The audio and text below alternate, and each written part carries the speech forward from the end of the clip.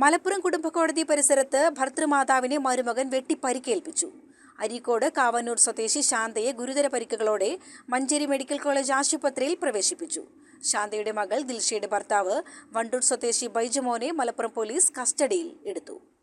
ദിൽഷ ബൈജുമോനിൽ നിന്നും വിവാഹമോചനം ആവശ്യപ്പെട്ട് 2023 മലപ്പുറം കുടുംബകോടതിയെ സമീപിച്ചിരുന്നു. ഇരുവരെയും കൗൺസിലിംഗിന് അയച്ച കോടതി കേസ് അടുത്ത മാസത്തേക്ക് മാറ്റിയിരുന്നു. കോടതി മുറിയിൽ നിന്നും പുറത്തിറങ്ങിയ ബൈജുമോൻ ഓട്ടോറിക്ഷ കൊണ്ട് ദിൽഷയെ ഇടിച്ചു വീഴ്ത്തി. ഇവരെ സഹായിക്കാൻ വന്ന ശാന്തയെ ഓട്ടോറിക്ഷയിൽ നിന്നും വടിവാളെടുത്ത് വെട്ടുകയായിരുന്നു. ശാന്തയുടെ പുറത്തും തുടയിലും വെട്ടേറ്റു. പുറത്തേറ്റ പരിക്ക് ഗുരുതരമാണ്.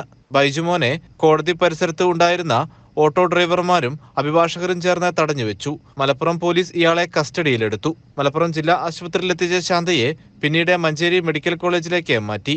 ബൈജുമോനെ തന്നെ സംശയമാണെന്നും ശാരീരികമായും മാനസികമായും പീഡിപ്പിക്കുകയാണെന്നും ആരോപിച്ചാണ് ദിൽഷ ബൈജുമോനിൽ നിന്നും വിവാഹമോചനം ആവശ്യപ്പെട്ടത്. 2016 വിവാഹിതരായ ഇവർക്ക് 2 ആൺകുട്ടികളുണ്ട്. ബൈജുമോനെതിരെ വധശ്രമത്തിന് കേസെടുത്തു. CCN മലപ്പുറം.